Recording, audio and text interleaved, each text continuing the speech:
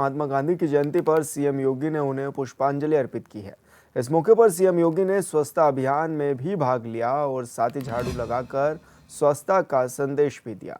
इसके बाद सीएम योगी ने गांधी आश्रम पहुंचकर चरखा भी चलाया। अपने संबोधन में उन्होंने कहा है कि आज पूरा देश महात्मा गांधी की जयंती मना रहा है। पीएम मोदी के आह्वान पर सेवा पखवाड़ा कार्यक्रम जो 17 सितंबर विश्वकर्मा जयंती और प्रधानमंत्री मोदी के जन्मदिन से आरंभ हुआ था, आज गांधी जयंती पर भी जारी है।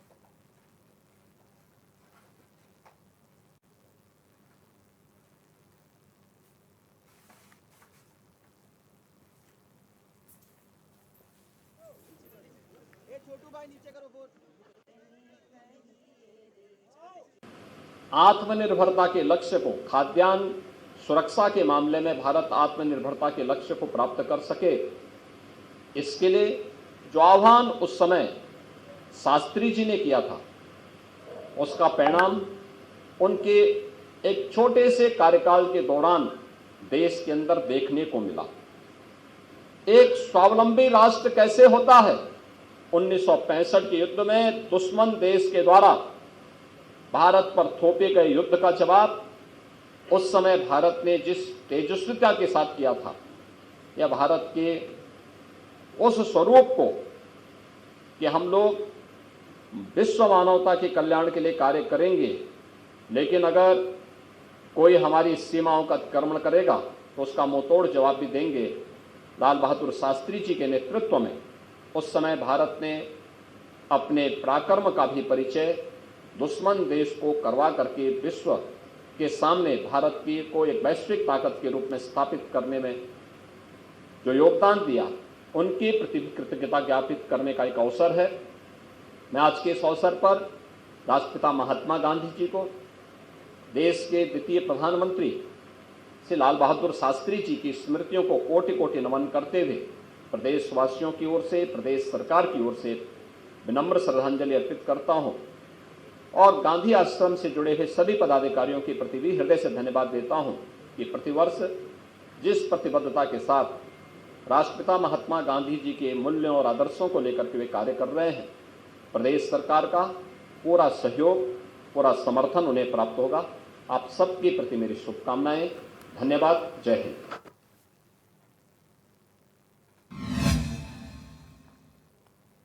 और उन्नाव से बड़ी खबर, कानूनगो का घूस लेते वीडियो वायरल। उच्च अधिकारियों ने लिया वायरल वीडियो का संज्ञान। अधिकारियों ने किया कानूनगो को निलंबित। वरासत कराने के नाम पर मांगी थी रिश्वत। तो ये बड़ी खबर आपको बता रहे हैं, जहां पर कानूनगो का रिश्वत लेते हुए वीडियो वायरल हो गया, जिसका संज्ञान भी उच्च अधिकारियों ने लिया है। उच्च अधिकारियों ने कानूनगो को निलंबित भी कर दिया है इस दौरान।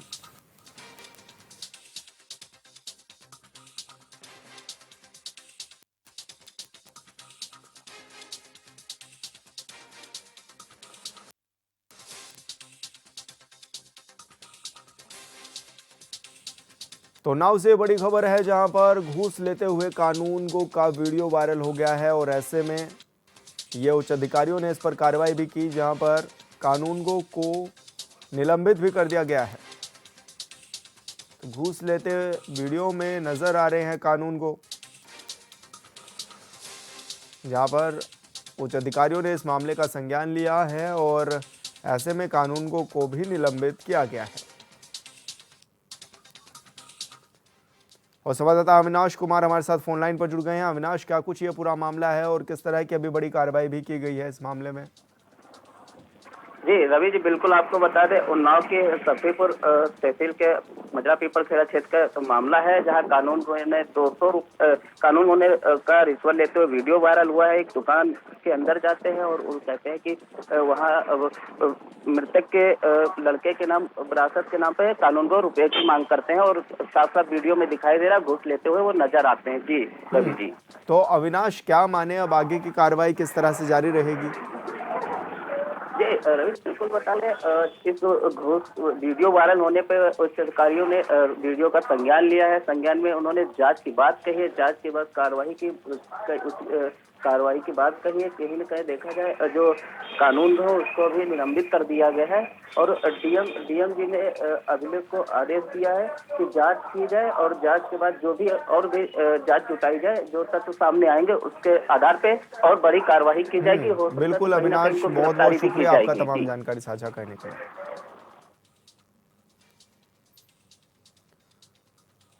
चित्रकूट में महर्षि वाल्मीकि आश्रम का करीब 18 करोड़ की लागत से सौंदर्यीकरण का कार्य किया जा रहा है, जिसमें पर्यटन विभाग जमकर धांधली कर रहा है। बताया गया है कि आश्रम में 20 लाख की लागत से लगाई गई महर्षि वाल्मीकि की मूर्ति में एक साल में ही बड़ी दरारें पड़ गई हैं। धांधली को छिपाने के लिए कार्यदायी संस्था मूर्ति की लिपापोती में जुट गई है।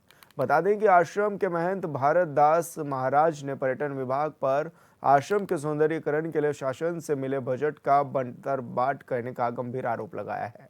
उन्होंने कहा है कि वो जल्द ही सीएम योगी से मिलकर महर्षि वाल्मीकि आश्रम में कराए गए पर्यटन विकास के कार्यों की गुणवत्ता की भी जांच की मांग करेंगे।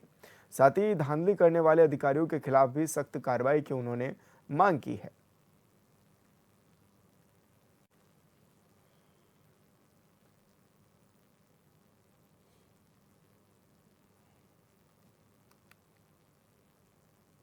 तो आपको बता दें कि पर्यटन विभाग पर धांधली के भी ये आरोप लगे हैं और इस दौरान महर्षि वाल्मीकि की मूर्ति में दरारें भी देखी गई हैं, जिसमें कि विभाग के कार्यों की जो गुणवत्ता थी उस पर भी अब सवाल उठ रहे हैं।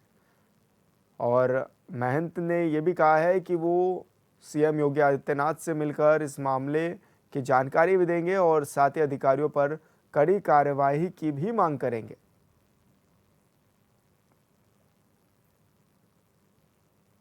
तो महर्षि वाल्मीकि की ये जो प्रतिमा है इसमें दरारें भी देखी गई हैं, जिस पर महंत ने कहा है कि वो सीएम योगी से मुलाकात करेंगे और विभाग के कार्यों की जांच कराने की भी मांग करेंगे। पर्यटन विभाग पर यह धांधली के आरोप लगाए गए हैं इस दौरान। तो चित्रकूट से बड़ी खबर है।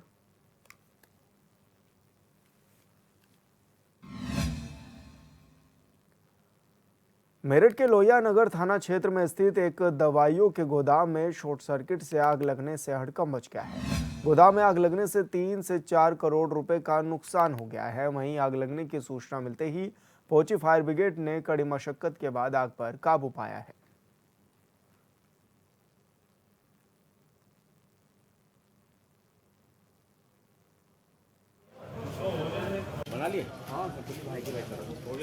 ये हुमायूं नगर थाना लोहिया नगर में आग की सूचना जैसे प्राप्त हुई तैसे ही 4 गाड़ियां यहां पहुंची हैं और आग को पूर्ण रूप से बुझा दिया गया। इसमें कोई जीवहानि नहीं है और बात समाप्त। अग्निशमन कार्य जब जानकारी की गई तो पता चला कि ये रहमतुल्लाह का मकान आवासीय मकान है और जिसे वाहिद द्वारा दिया गया था और वाहिद द्वारा इसमें जो है दवाओं का गोदाम जो है बना लिया गया था और तो चूंकि संभवतः आग शॉर्ट सर्किट के कारण लगी हुई प्रतीत हो रही है और आग को पूर्ण रूप से बुझा दिया गया। इसमें कोई जीवन।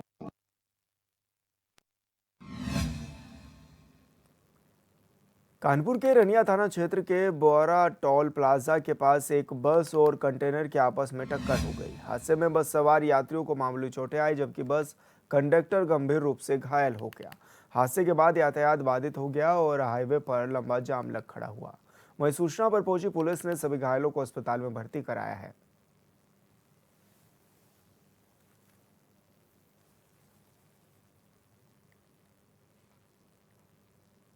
10 से 15 लोग सवार थे। अच्छा, हादसा जो हुआ है किस कारण हुआ है, क्या लगता है? ट्रक वाले ने अचानक से मोड़ दिया है, बस हमारी उसको क्रॉस कर रही है। अच्छा, कितने लोगों को चोट आई है?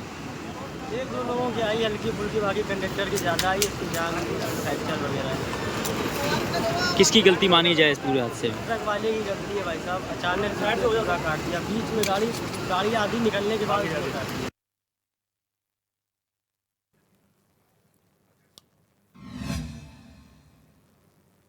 और संवाददाता विवेक त्रिवेदी हमारे साथ फोन लाइन पर जुड़ गए हैं। विवेक, क्या कुछ जानकारी मिल रही है, किस तरह से बड़ा हादसा हुआ है? जी जी, बिल्कुल बताना चाहेंगे। जो पूरा मामला है अकबरपुर कोतवाली क्षेत्र के 12 टोल प्लाजा के पास का है। बताते चलें कि ये जो बस थी ये जा रही थी से जो कंटेनर आया था उसने तेज रफ्तार था और अनियंत्रित हो गया, जिसके चलते बस में इसने सीधी टक्कर मार दी। जिस समय ये हादसा हुआ है उस समय बस में करीब 15 लोग सवार जिनको मामूली चोटें आई थी।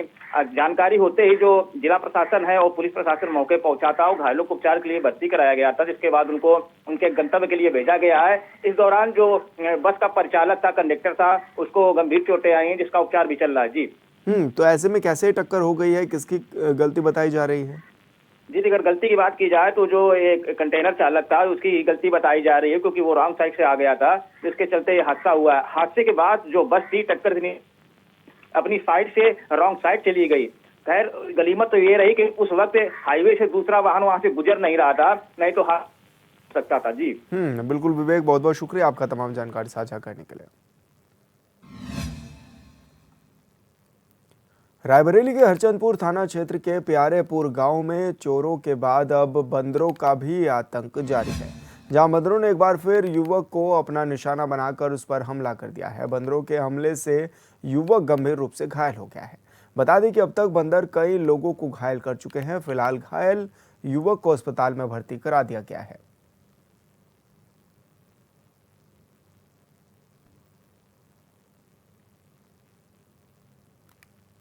हाँ, अभी सुबह सुबह जो है अनूप नाम के जो है करीब लगभग 45 साल के जो है सुबह आए हैं। उनको बंदर ने जो है काफ़ी जो है उनको जख्म कर दिया था काट के, और जो है अभी हम लोग ने उसको जो है ड्रेसिंग पट्टी अच्छे से करा के उनको टेर बैग और ये दे दिया हूँ। अभी उनको AR भी लगवा दिया जाएगा।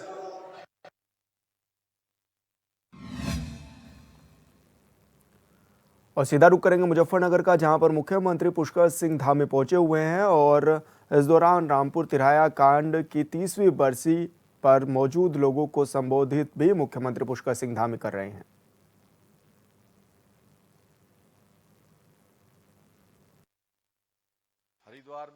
हरिद्वार से लगातार उन्होंने संसद में हरिद्वार क्षेत्र का प्रतिनिधित्व किया। आदरणीय डॉक्टर रमेश पोखरियाल निशंक जी उत्तर प्रदेश सरकार में मंत्री और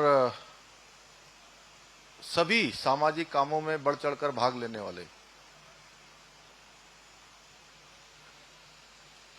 आदरणीय कपिल देव अग्रवाल जी भारतीय जनता पार्टी मुजफ्फरनगर के जिला अध्यक्ष श्री सुधीर सैनी जी, माननीय विधायक रुड़की बत्रा जी, झवरेड़ा माननीय बीरेन्द्र जाति जी, उत्तराखंड सरकार में आपदा प्रबंधन के उपाध्यक्ष आदरणीय विनय रोहिला जी,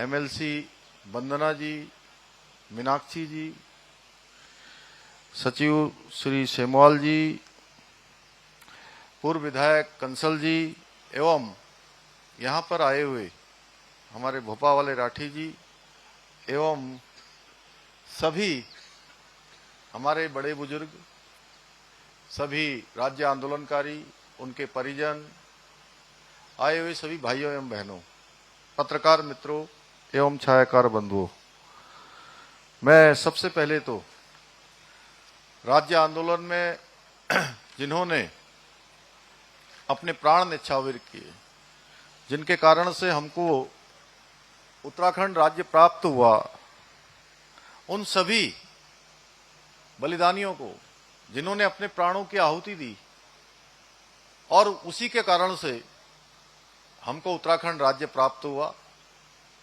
उसमें हमारे रामपुर तिराहा गोलीकांड में जिन्होंने अपनी आहुति दी, उन सभी को मैं अपनी श्रद्धांजलि देता हूं, उनको मैं इस अवसर पर नमन करता हूं। भाइयों बहनों, ये दिन वास्तव में जैसा अभी कपिल देव जी कह रहे थे कि ये दिन वास्तव में हमारे लिए बड़ा दुख का दिन होता है। आदरणीय निशंक जी ने बहुत विस्तार से बताया कि किस प्रकार से राज्य आंदोलन के लिए संघर्ष हुआ, और मैं भी बहुत छोटा था उस समय। मैंने देखा कि 1 सितंबर 1994 को खटीमा का गोलीकांड हुआ और बहुत ही बर्बरतापूर्वक वहां पर लाठियां चलाई गई, गोलियां चलाई गई और 7 लोग वहां पर शहीद हुए। उसी के प्रतिक्रिया स्वरूप अगले दिन 2 सितंबर 1994 को मसूरी का गोलीकांड हुआ और मसूरी के गोलीकांड के बाद रामपुर तिराहा का गोलीकांड हुआ। भाइयों बहनों, पृथक उत्तराखंड राज्य के लिए चलाए गए इस आंदोलन के दौरान हमारे आंदोलनकारियों को, हमारी माताओं बहनों को, हमारे नौजवानों को अनेक प्रकार से अत्याचार का सामना करना पड़ा, अत्याचारों को सहना पड़ा। और जो 2 अक्टूबर 1994 का दिन है, ये दिन बहुत ही एक गोलीकांड का काला अध्याय, सबसे क्रूर और गहरा जख्म देने वाला एक अध्याय है। और उत्तराखंड राज्य के लिए, उसकी अस्मिता के लिए शांतिपूर्ण आंदोलन कर रहे आंदोलनकारियों को तत्कालीन शासन प्रशासन द्वारा जिस प्रकार से अत्याचार किए गए थे और जिस प्रकार से यहां पर यातनाएं हुई और जिस प्रकार माताओं बहनों के साथ घोर बर्बरतापूर्वक उनके साथ उस समय अत्याचार हुआ, उसको कभी भुलाया नहीं जा सकता है। जब जब हम याद करते हैं तो वास्तव में याद आता है कि उनके लिए कितना कठिन समय था। बस रोकी गई, बस रोकने के बाद किस प्रकार से हर तरीके से एक निम्नतम स्तर पर जाकर उस आंदोलन को दबाने का प्रयास हुआ। मैं 2 अक्टूबर 1994 को रामपुर तिराहा गोलीकांड में जिन्होंने अपना बलिदान दिया, आंदोलनकारी रविंद्र रावत जी, सत्येंद्र चौहान जी, गिरीश भद्री जी, राजेश लखेड़ा जी, सूर्य प्रकाश थपलियाल जी, अशोक कैसिव जी एवं राजेश नेगी जी को मैं कोटि कोटि नमन करता हूं, उनको अपनी श्रद्धांजलि व्यक्त करता हूं, क्योंकि इन लोगों ने हमारे बेहतर भविष्य के लिए अपने वर्तमान को त्याग दिया और तब जाके हमको ये उत्तराखंड राज्य प्राप्त हुआ।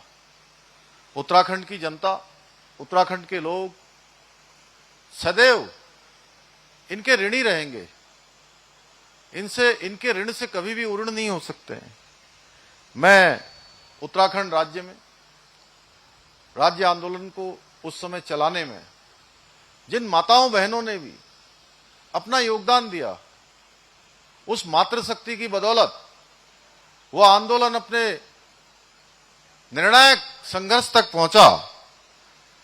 उन सभी माताओं बहनों का भी आज के दिन विशेष रूप से मैं स्मरण करना चाहूंगा, जो उस समय के सरकारों के द्वारा जो अत्याचार किया गया, जो आंदोलन को दबाने का प्रयास किया गया, वो उन अत्याचारों के आगे झुकने का उन्होंने नाम भी नहीं लिया।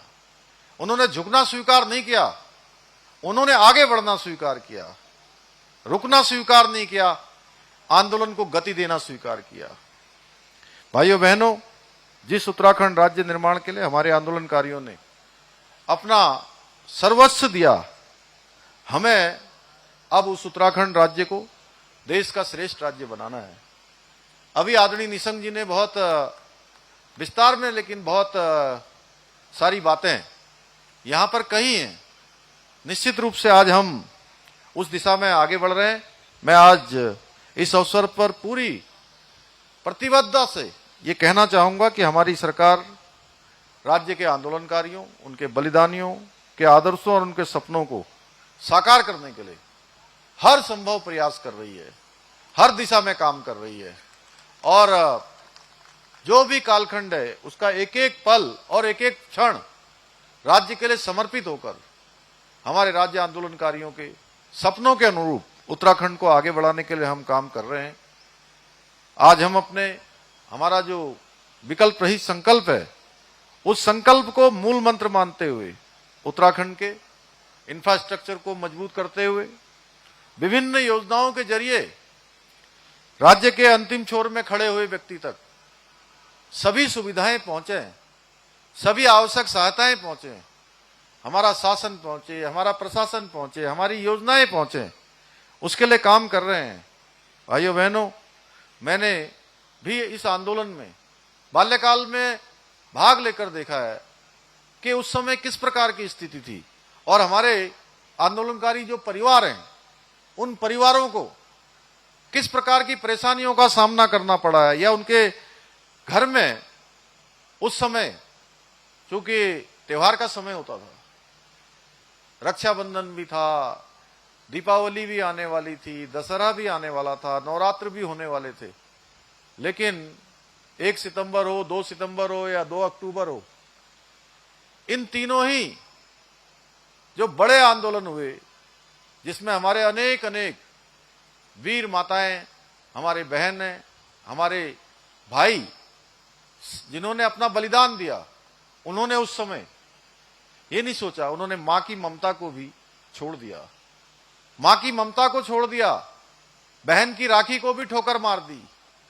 अपने बच्चों को भी छोड़ दिया, और वो आगे बढ़ते चले गए कि हम उत्तराखंड राज्य प्राप्ति तक अब रुकने वाले नहीं हैं, हम झुकने वाले नहीं हैं, हमारी गति और तेज होगी। भाइयों बहनों, इसलिए हमने राज्य आंदोलनकारियों के प्रति अपनी कृतज्ञता व्यक्त करते हुए राज्य आंदोलनकारियों और उनके आश्रितों के लिए सरकारी नौकरियों में 10% का क्षैतिज आरक्षण विधानसभा में विधेयक लाकर इसको लागू कर दिया है। इसके साथ ही नारी शक्ति को नमन करते हुए हमारी सरकार ने राज्य में महिलाओं को 30% का क्षैतिज आरक्षण भी सभी सरकारी नौकरियों में देने का ऐतिहासिक कार्य किया है। वहीं दूसरी ओर राज्य आंदोलनकारियों के परिवार को पेंशन देने के साथ ही आंदोलन के दौरान जो जेल गए, घायल हुए और सभी सक्रिय आंदोलनकारियों को प्रतिमाह पेंशन देने का भी हमने प्रावधान कर दिया है। आज पेंशन दी जा रही है। इसके साथ ही राज्य आंदोलनकारियों के बच्चों को स्कूलों और कॉलेजों में निःशुल्क शिक्षा, सरकारी बसों में निःशुल्क यात्रा सुविधा भी प्रदान की जा रही है। भाइयों बहनों, एक पृथक राज्य की परिकल्पना में हमारे प्रदेश के अंदर आज अनेक चुनौतियां हैं।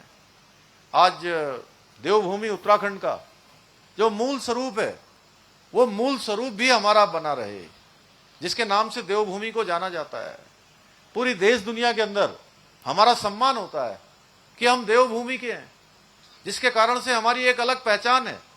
पिछले दिनों हमारे राज्य आंदोलनकारी 10% का जब क्षैतिज आरक्षण विधानसभा में पारित हो गया, माननीय राज्यपाल महोदय ने अपनी स्वीकृति प्रदान कर दी, तो मेरा धन्यवाद करने आए थे। मैंने कहा आप सबको मेरा धन्यवाद करने के बजाय उत्तराखंड की देवतुल्य जनता का धन्यवाद करना चाहिए, जिसने उत्तराखंड राज्य के अंदर